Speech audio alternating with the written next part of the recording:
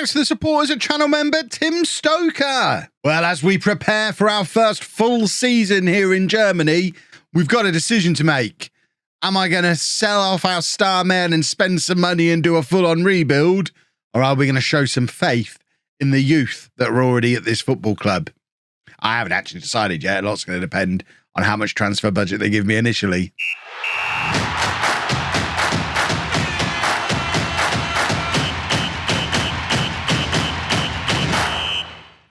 Hello and welcome to Club 3, Part 6 of Non-League to Legend. I'm Kevin. Coming up on today's episode, we have our season review and transfer special at the end of, what is that, season 7 or 8 of the series? I've lost track. I need to go back and check. Either way, season review time and signing of the season. I mean, it was only ever going to be between these two, Hoyenhal and Leonardo. Hoyenhal has won it, 17 appearances, a 7.15 average rating, and the danger we're going to have with a lot of these boys who came in January is release clauses. Hoyenhal's another example. In order to get them through the door in January, they were all a little bit reluctant. We had to give them release clauses. So Hoyenhal, we got him for a bargain of £8 million. And similar to what I said about Leonardo in the last episode, if I'm at any top flight club in Europe, I'm looking at Hoyenhal for £15 million thinking, yes, I'll have one of those, please. So we're going to have to do some contract negotiations. And in order to do that, we need some budgets. Leonardo, again, done very well since coming in, but has quite a low release clause. James Garner was a bargain signing, one that I'm less worried about leaving. He's just going to be here for the next 2 or 3 years now, sitting at the base of that midfield, just plugging away nicely. So a nice little addition to the squad there. And then I imagine Bono's another one who's got a release clause. He hasn't. Lovely stuff. And then there's some others that, I mean, I didn't have anything to do with this guy, Barcock. Don't even know who he is. Have we been using him? Of course we haven't. But Alex Saltz, I think, is the other one who's probably got a release clause. He hasn't either. Excellent. So it's these two that we need to tie down to new deals that don't have release clauses in. In fact, shall we try and do that now? He wants a big pay rise. I'm not against giving him a big pay rise if it removes that, but they've both got really annoying agents. What was his release clause before? 15 million. I mean, even that, putting it up to 21 million, it just doesn't really seem worth it. I guess it probably is. The board are really happy, though, as you would expect. They asked me to get to the relegation playoff. We were in the relegation zone when I arrived, and we went well beyond the relegation playoff, finishing in 10th place and actually still being in with a chance of European qualification with a couple of games to go. So the board are obviously delighted with that. It'll be interesting to see what they look for this coming season, because Schalke, obviously a very big club with a massive stadium, but not really any money and massive debts. So it'll be interesting where they feel we should be next year. I'm hoping they just ask for mid-table again, because then it gives me the chance to overachieve. Our top scorer was Sieb. Moments to Remember is a pointless screen. This one's quite fun because it gives us an idea of where we are money-wise. So competition prize money's gone up massively. It baffles me how little broadcast revenue there is in Germany. I can only assume, if this is true to how it is in real life, that the broadcast revenue is basically the prize money, and through the sponsorships for them broadcasting, they then allocate that according to league finish, which seems a really harsh way to do it. I was quite happy with the amount of money we got for finishing 10th in the Bundesliga, but in the Premier League, you get the £90 million to begin with just for being there, and then you get a lower amount of prize money. So it does, I mean, to me, if that is how they're running the system, that does kind of bias things towards the big clubs staying big, because the little clubs aren't getting as big of a cut regardless. But maybe I'm wrong. Maybe someone can explain to me in the comments how it works, or if I'm right. Shirt sales, we sold 42,000 shirts. This is a club with a huge backing. Sieb sold more than anybody, then Leonardo. Good to see Hoyenhal in there as well. And then two lads who I didn't use because they were old, but clearly the fans are quite fond of, but probably not so much anymore. That's your team of the season, which is very much the team that ended the season. This is the post-transfer team, although interestingly, Kai Waking is in there ahead of Leonardo. Otherwise, that is the team that we were playing for the second half of the season. I've not really given him much of a chance, although to be fair, he's at 22 years old and one who's come through our own youth system. I probably need to use him a little bit more, maybe, and have him in there as an option in midfield. And then awards-wise, Fans Player of the Year goes to Cyan, 18 years old. This guy is going to be worth an absolute fortune. He does have a £43 million release clause. Again, he's another one who we've got to be thinking in terms of, let's try and get rid of that release clause. He wants to reduce it. Well, then no, we're not going to do that, are we? But yeah, he's got a £43 million release clause, but won Fans Player of the Year and Young Player of the Year, having never played a first team game, really. I think he'd played a couple of games before I arrived. I think I managed something like 21, 22 matches. So he'd played a couple of appearances before I arrived, but I consider him my boy. Look at that season that he's had. Hoyenhouse, signing of the year. Waking got goal of the season. We know Sieb's top scorer. Cyan with most assists and most man of the match awards and highest average rating. He is definitely the superstar of this team.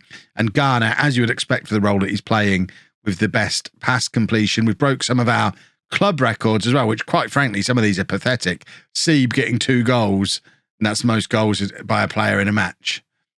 Goal for next year, have somebody score a hat-trick. Most assists for Cyan, most man of the matches as well. Beerline, worst discipline, which isn't ideal for our captain. Schultz got youngest player, and Stefan Bell got oldest player. He's retiring and won't play for us again. We don't need to worry too much about the all-time best 11. What a pathetically defensive system it's set up in. Goodness me, this team, this club. They needed me to come and fix them, and fix them I shall. Apparently, Volzo has been added to the all-time best 11. He's only 18. That's a weird one. So he's now on the bench for the all-time best 11. I consider him still starting to break through and being behind Cyan for the right wing spot. Maybe we should start playing with an attacking midfielder again. Right, let's find all the other stuff we need. So Club Vision, they want us to become an established Bundesliga. Oh no, end of next season, avoid relegation, and become an established Bundesliga team. What on earth does that mean? We're Schalke, we are an established Bundesliga team. The only thing they're asking me to do is play high-tempo pressing football. The system at work has been a low-tempo system. So we might have to look into... I have actually been training a vertical tiki-taka, which is also lower tempo. We're not going back to Gegenpress. It didn't work. Are we? We're just going to play good football. As long as we're playing pressing football, surely they'll be fine. And other than that, just work within the wage budget. They are easy. They are easy goals to meet. The team leaders, Sieb, Kadira, Beerline. Kadira, I think we're going to try and move on rather than just letting him drift out of the team, because as a team leader, we don't really want him hovering around on the bench. We want him either playing or not here, and I don't expect him to be playing. Right, can I tell them we're going to finish mid-table, or is that going to upset them? Marcel Froming, I don't know who you are. You're setting us up to fail. We've literally just done it, Marcel. You buffoon. He's insulted. Well, I did call him a buffoon, so I suppose that's fair. That is exactly the kind of thing I was looking for. Who are you, Marcel Froming? Where is he? I want to have a look at him. I can't click on him. Show me Froming. Froming. 18-year-old. He's got a lot of potential, actually, so I should probably not upset him too much. Another one coming off the production line. Oh, there's some good youth development going on here. Right, are we getting these budgets? We're off to Switzerland. Can we have budgets now, please? Give me loads of money to spend. Please. I mean, that's not loads of money, is it? 675,000, which is not really an increase on wage budget at all, and not much of a transfer budget either. We've got to sell to buy. If we decide we want to sell, we either have to sell to buy or really focus in on youngsters. I mean, looking at the situation around central midfield with what's his face in there. Where is he? Can't remember his name. Kadira. With Kadira in there, we could always just say, well, Waking's going to play there now. And not need to bring in another player. And then we've got Froming to come through as the next one. We'll keep an eye out for free transfers. Obviously, if we sell someone for big money, then we'll have to buy, or we'll be in a position to buy. But otherwise, I think it's going to be a case of waiting for the 1st of July, bringing in any good free transfers we can, and keeping an eye on the development centre. I mean, we've got a couple more guys potentially getting ready to come through. Yusuf Gunduz, Lucas Coogle as a young striker, who actually, I mean, he's got all the right things in all the right places to be quite a decent striker. So, I mean, there's players here. There's lots of players here. But you know me, I want to go and spend some money. Let's find something to sell. Does anyone want to buy a gilet? I've not worn it for a few days. If we could get a couple of million for the gilet and sell that maybe. Well, it's not free transfer day yet, but we have done some transfer business.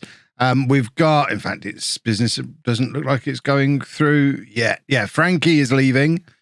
He's going to be going to them for 425,000. These are all really just cases of getting wages off the wage bill rather than necessarily bringing in a lot of money. Barkok is going to, does it say who he's going to? Mallorca for 1.8 million. Oztunali is leaving as well. He's going to Spartak Moscow for 675,000. So that's the three old men gone. But we also have a bit of a situation with Seeb, because it has come to my attention that he's out of contract at the end of next season and wants to join a bigger club and won't discuss a new deal. So that kind of forces my hand on what the plan is for this summer. Because if that's a player that's got anything close to that kind of transfer value, I'm not expecting to get £55 million for someone who's got a year left on his contract. But if we can get any money at all this summer, then I think we probably look to sell him now. He's our highest earning player. He's our most saleable asset. There's interest in him. I think we sell him if he's not going to sign a new contract. We're not going to have loads of spensies off the back of it because the club's mess of a financial situation. We only get 30% retained transfer revenue. But if we can sell him for £30 million, that's the best part of 10 million to go and spend, which we can then replace him and fill a couple of other squad gaps with. So that's the new plan. Try and move him on and work from there. But we do have gaps now. We're moving on some of these old men, so we do need to be able to make some signings. Well, I guess this makes up my mind about whether or not we're going to use Khedira next season. He's retired. Guess he wanted to go out on top. Do you want to be a staff member? No, you're just done. You played week in, week out, and you're done and you're gone. We need a midfielder. Well, in a frankly ridiculous turn of events, Felix Gonzalez, who was on loan with us last season, nobody wanted to bring in. So we did actually offer him a contract at £40,000 a week, which he agreed, a slight pay cut on what he was at Real Madrid. This is the guy who's now 24 and has never played a game for Real Madrid. They've given him a new contract on now £73,000 a week. A 3-year deal, which would take him to 27. Real Madrid are insane.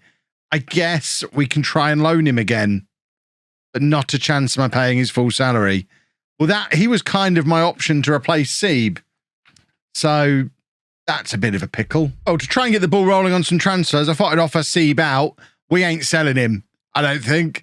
Celta aren't willing to pay the asking price. And are only willing to pay around £2.8 million. Yeah, if that's all we're getting for him, we'll keep him for another year and let him go on a free transfer next year, because that, frankly, is insulting. We get 30 million plus, or he doesn't leave. Hollerback now being linked with a move, and it's a pathetic move down to a team that's only just getting promoted into the top flight. Maybe our players aren't as good as I think they are. Maybe there's no money in Germany. Well, we have made it through to the 1st of July, and we have had a big old clear out confirmation that those players have been cleared out. We've also had the 2 retirements of Khedira and t'other fella. Is there even anywhere on here that shows retirements? Free transfers? No. Released players? Oh, Bell. There he is. Stefan Bell was the other one who retired. So money-wise, we've developed a little bit of a transfer budget, and we are well back within wage budget. So we have a little bit of room to maneuver, but we have an incredibly small first team squad. As you can see, it is a first team squad currently of 16 players. Yes, we can move some players up from the development centre. Of course we can. And I think we're probably going to have to. Hendrick Burgmeister, I mean, straight away, the value on him tells me, yeah, we'll probably have a bit of this. He was out on loan last year in the division below and scored a few goals. He is definitely coming up to this first team squad. I think we'll probably bring up all the 2.5-star boys. So that's Yusuf Gunduz as well, who can play on the left wing. Get him up into the squad. Lucas Coogle is another striker with 5-star potential and a massive value. So again, get him up into the first team squad. If they're good enough, they're old enough.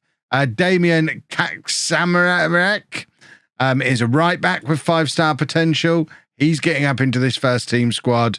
And then lastly, Fuyuki Nagashima, who is the striker, who was here when I arrived. We loaned out. He's scored goals in Cyprus, but clearly they decided not to pay the £1 million it would have cost them to make that deal permanent, so we can get him back up into the first team squad as well. So that then gives us a squad of 19 players. That doesn't seem right. If we got... we had 16. I've brought 5 up. Now, I'm not the best maths person in the universe. I feel like something mathematically hasn't quite added up there. Have any of them even arrived? Some of them have. What on earth have I done wrong here? Where's the good one?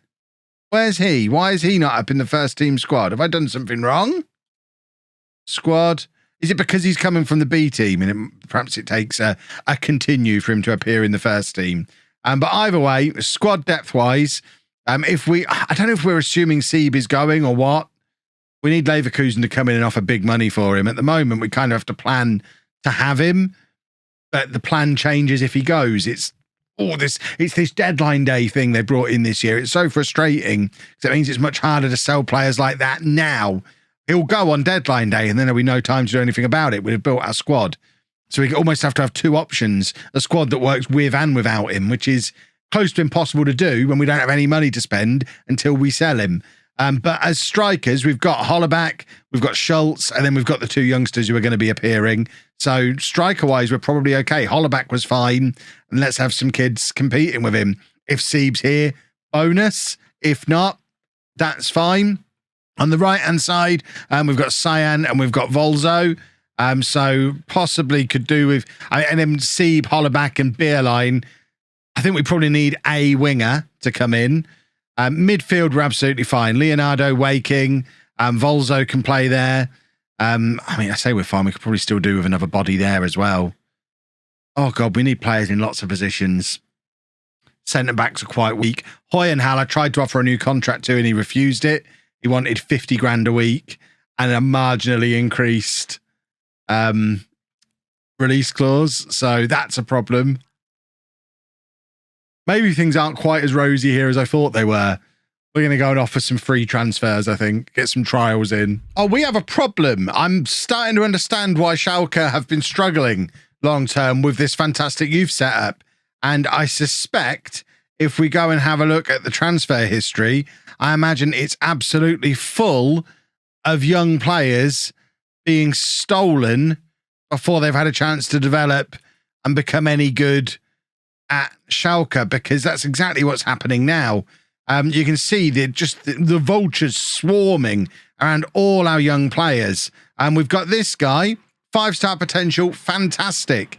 But because of all these offers coming in, he's now decided he's going to explore his options at the end of his contract, won't discuss a new contract with me. He's only 18 years old with 5-star potential, but I doubt we're ever going to get to use him because he'll just leave on a free transfer next summer, and there's nothing we can do to tie him down longer. We've got this guy, Bilal Sonmez. He's got a release clause at £1.7 million, which, because he was down in the B team, I hadn't even noticed. I didn't really know he existed. But he's got 4.5-star potential. I don't want to sell him. I've offered him a new contract, but I suspect he's going to be leaving for much less than we should be able to get for players like this. And everyone we're negotiating contracts with, they all want these tiny little release clauses. It's like a thing here. He hasn't got one, actually, but I think he did before we offered him a new contract previously. And then at first team level, we've got the likes of Hoyenhal and Leonardo with their release clauses in the sort of 15, 20 million pound range, who'll add that up to maybe a 22 or 23 million pound release clause, as long as they double their salaries, which is ridiculous. We've signed Matthias Ginter as well. He's 35. He's big, isn't he? He's a 6'3" centre-back. What did you think I was going to do? Let's face it. It's just an extra body to have in there.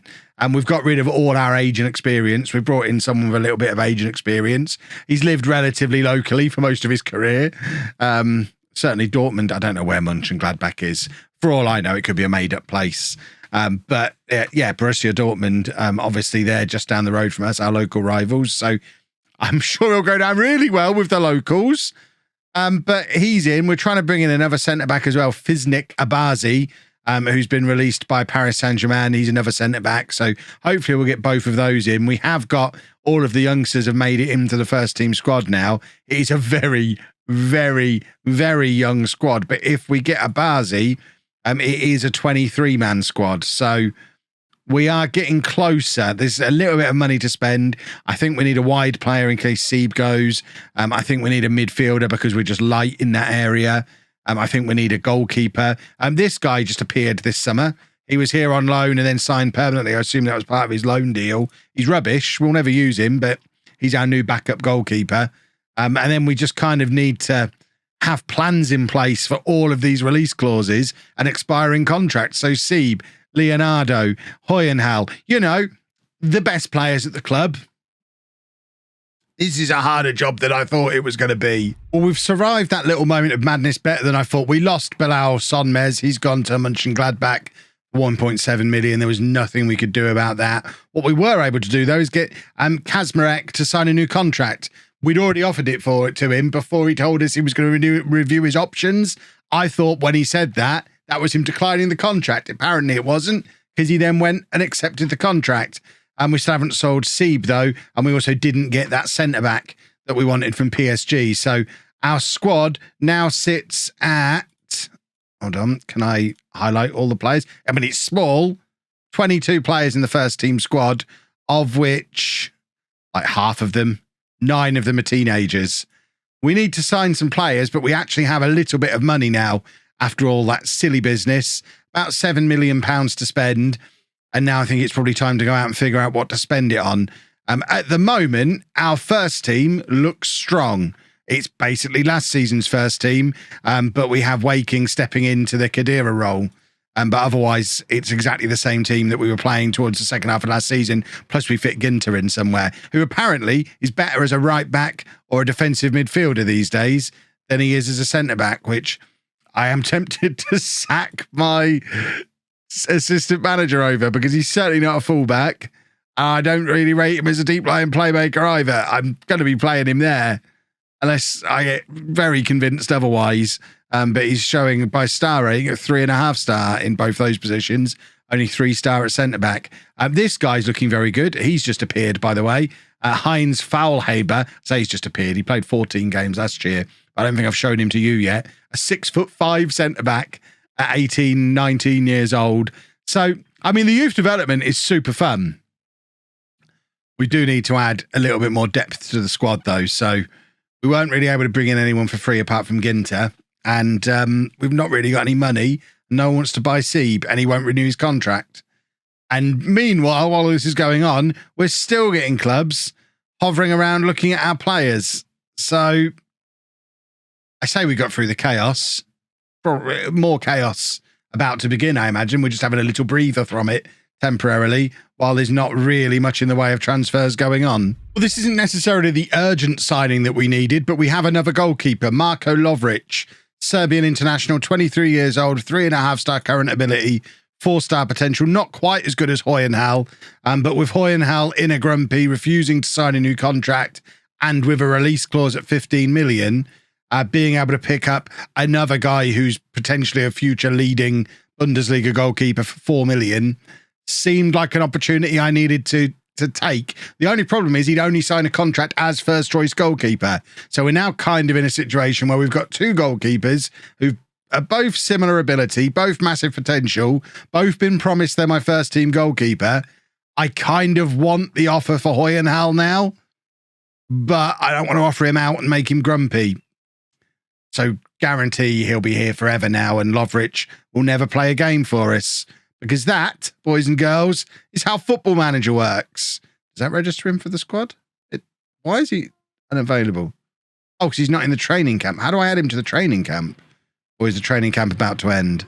I think the training camp's almost over anyway, so we won't worry too much about that. But we have a goalkeeper. We've spent a lot of our money doing it. The other guy we're trying to bring in is Sergio Todiverto as a new midfielder for us. He's not fully scouted, but we've had to act quick because Cologne are in for him as well.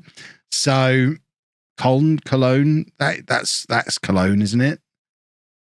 Or have I just made a fool of myself? It doesn't matter because I mentioned it. We are finding that a lot of the players that we want to bring in decide to go elsewhere when there's 2 clubs in for them.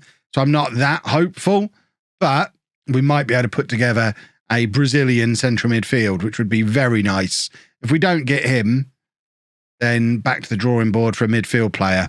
Sergio Todiverto is in. We have our Brazilian central midfield partnership. Oh, it's a beautiful thing. He's costing us £13.5 million, but we only had to pay $3 million of it up front. We still don't care about transfer debt at a club that have got all the debt. All the debt? My debt. It's fine. They don't even notice it on the books. It's a brilliant situation. So he's in. He's wonderful. We have a team again, I think. If we have a look at our depth, I don't know why we're looking at depth. Let's clear the team here and have a little look what we've got as an 11. Obviously, in goal, we could play either one of our goalkeepers. For now, it'll be Hoyenhal. Left back, Bierlein, although he's wanted by everybody. We're constantly fielding offers for him. But he is our captain. He's still only 22 years old, and he's a very good attacking fullback, so we're not going to let him go anytime soon. Smoltz on the other side, who came in January, is in for the long haul. He's nice and young as well. At centre-back, I think we probably go with Ginter for the experience alongside Bono, but we've got plenty of other options behind them. We've got, can we not show the rest of the options now? We've got Faulhaber, we looked at before, the 6'5" youngster. Canestrelli, who obviously played there all last season. So we've got a couple of other options in there as well. Central midfield, we can, hold on, this isn't even our system. Why is it loaded up the wrong tactic? Defensive midfield, Garner keeps his spot in there.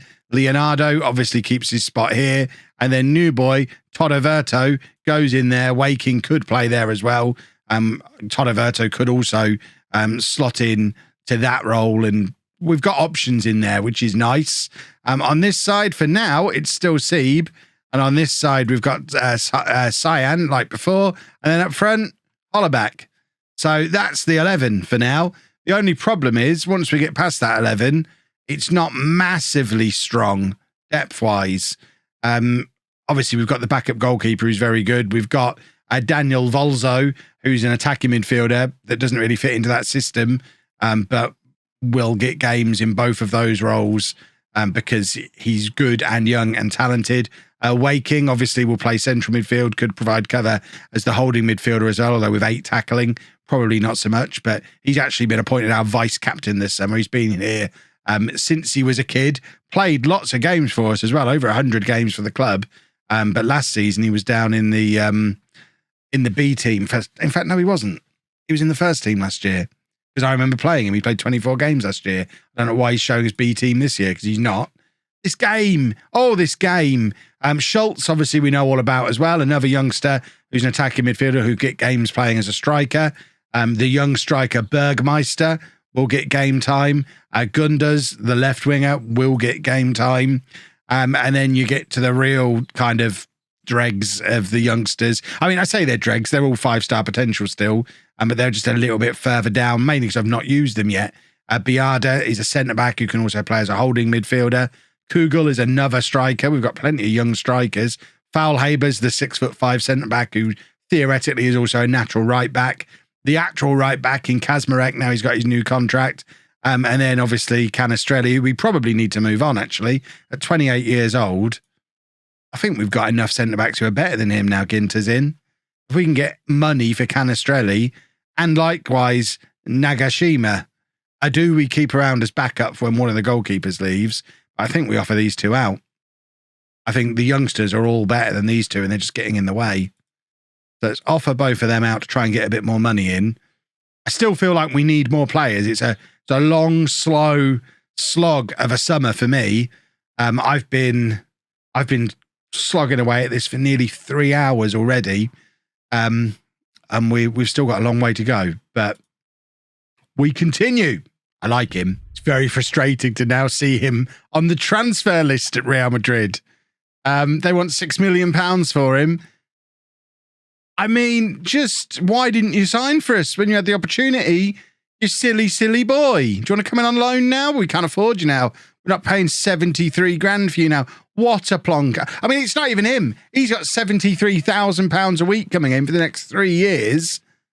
Real Madrid are insane. All these offers are getting hard to turn down for Beerline now, who does want to go as well. Wants to leave due to the interest being shown in him. £15 million. Plus a 20% sell-on. The only problem is, we don't have another left-back. If he goes, Smoltz is the only other left-back, and he's our right-back. So we would get 30% of the transfer revenue retained, but we'd only get half of the 15 million now. So 30% of 7.75 million is like just over £2.5 million. Can we replace him for £2.5 million? I mean, I'd suggest probably not. But let's have a little look just to see. Is there going to be an equally good left back? Oh, what is this that we've got here? Oh, what have we got here? Look at his hair. Now, see, the only problem here is because we're right on the cusp of our wage budget, we won't be able to offer for him until Beerline goes, I don't think. I mean, there's your replacement right there. I mean, he's not scouted. It's a risk, obviously. But,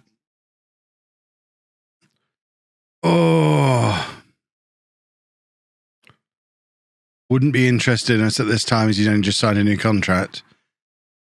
He's got a minimum fee release clause, but it doesn't matter if he's only just signed a new contract because he won't sign for us. He's in Uruguay, but he's Italian. Born in Italy as well. Interesting. I mean, what was his release clause? 2.5, 2.7, did it say? How out of date was that information? Because it doesn't look like he has got a release clause. You know what? I'm just going to reject this. If it was 15 million all in one go and we got to keep 75% of it, then maybe. But I don't think it's a good enough deal overall to risk going into the new season without a left back, which is what we'd be doing. I mean, that's just silly doing that. Right, Nagashima is gone. We've sold him to Utrecht for £1.5 million, which does put a little bit of money back in the kitty again. And we're currently trying to sign Gabriel Vidovic, who can play anywhere up the middle of the team. But I'm tempted to pull out of that deal because it's positions we don't really need. Go in for that left back anyway, because Beerline might leave. This is me thinking out loud now. See, now it is a release clause. Right, now let's see if we can get him. And if we can, we pull out of the Vidovic deal, if he's willing to discuss terms, so that the money we were going to offer him, we can now offer to him.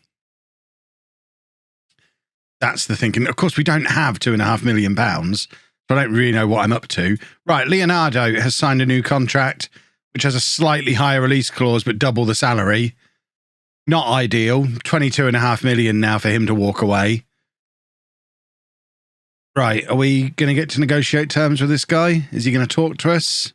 No, he's not even interested in discussing terms. So that, as far as I'm concerned, makes turning down the deal for Beerline, that makes sense. Because we weren't going to get a replacement. The 11th of August, we get this offer. I thought I was nearly done. I guess Sieb is leaving. We'll try once more to renew his contract. He isn't interested due to being transfer listed. Is that the only reason? Because you're transfer listed because you weren't interested. No, he does still want to move to a bigger club. Seeb is leaving, which is going to give us 30% of what, 24.5 million. So Kev maths, that's like 8 million to play with. We desperately need a left winger because of that.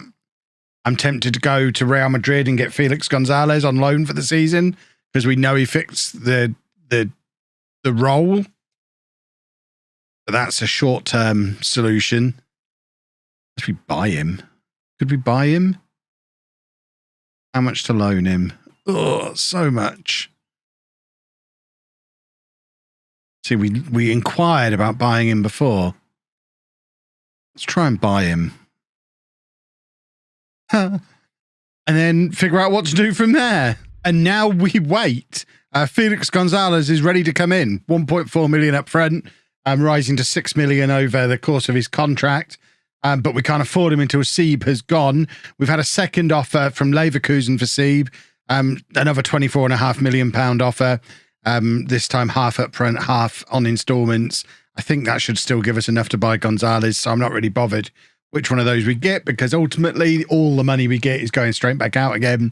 And it's basically a straight swap Seeb for Gonzalez, which means we had 2 of them last year. This year, we're only going to have 1. But of course, we do have Yusuf Gunduz to offer competition on that left-hand side this season as well.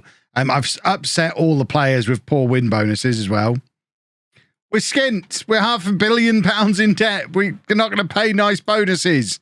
You silly boys. But that's where we get to before the season starts. We have won our first round of the cup game. I didn't bother showing you that because I couldn't pronounce the name of the team. And then I see the first day of the season in tomorrow's episode is against what I can only assume is pronounced Owie. And fingers crossed, we finish off our transfers then as well. This has been a very challenging transfer window that has taken me all day. And we've only signed Ginter on a free transfer and a backup goalkeeper and a midfield player. And I'm not even kidding when I'm saying this has taken 5 or 6 hours to make. Football Manager's ridiculous. If you've enjoyed that, please make sure you leave a nice big thumbs up on there for me. Subscribe to the channel for daily Football Manager videos. And thank you very much for watching.